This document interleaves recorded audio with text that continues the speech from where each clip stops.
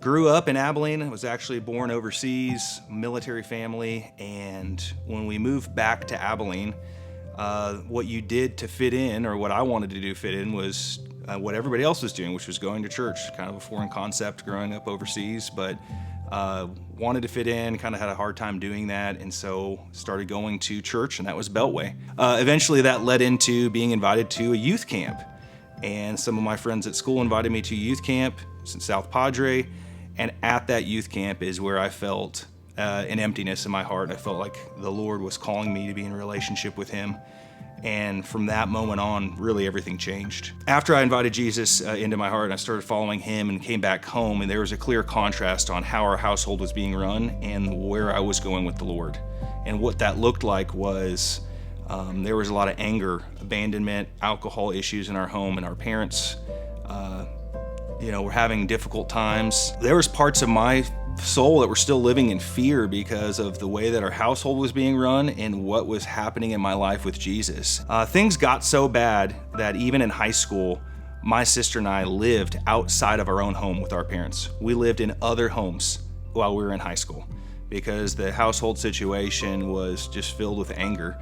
And I started walking in that as well, even as I was a follower of the Lord, is I had anger in my life, and I was angry with my parents. When things didn't go my way, I'd become upset and become angry. My parents ended up separating because of issues with anger, alcohol. Ultimately, my dad got really, really sick, and he got cancer, and they moved to San Antonio. A few months into them moving to San Antonio, my mom completely moved out. My parents got divorced, and that was a big change. That sin that was in their life continued on, and the anger that I had still continued to happen, but the Lord was calling me to forgive my parents and be an advocate for them. And so as I matured on and moved on in college, just trying to be Jesus to them. As God put people in my life, it was clear that I was called to help love on my mom, love on my sister, and even love on my dad, who I'd been angry with. There's a point too where I went back to go visit my parents in San Antonio while I was in college.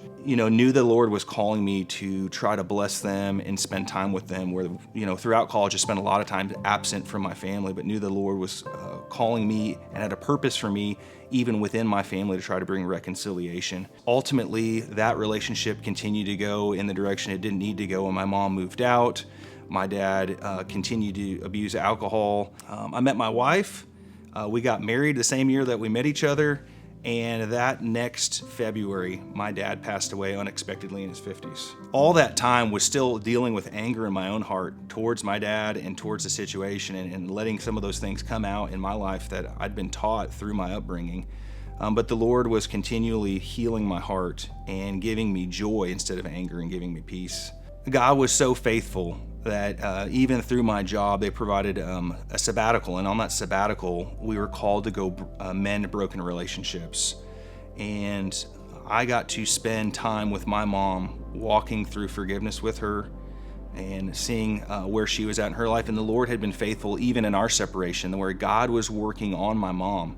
And just thinking about that, like even just this last a month ago, we met with my mom in a hotel in Oklahoma City, and my kids, now we have 2 kids. And the Lord has blessed us with 2 kids, and our kids love to love on my mom. And when they go see her, they love her well. And it is so cool to see how the Lord's used.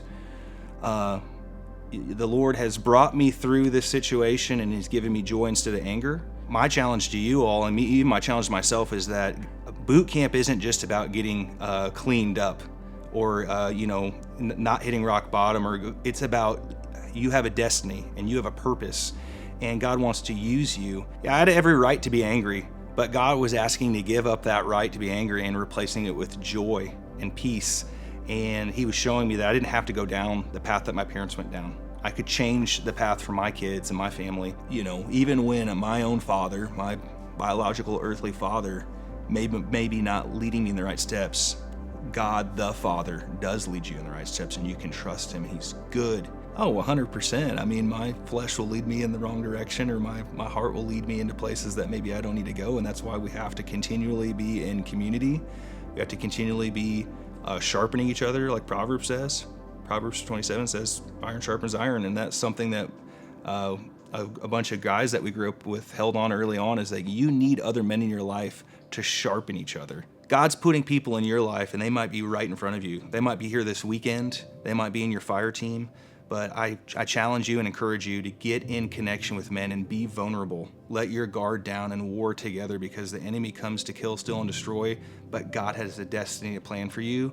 But you've got to take the first step in finding men and men who you can fight with. I think one of the lies of the enemy is that if you're not, completely broken, or if you're doing okay, that you can just kind of coast in life. The enemy, if he can't get you to be broken or do something bad, he'll just distract you and put you on coast. But if we're complacent, then the enemy has us right where he wants us.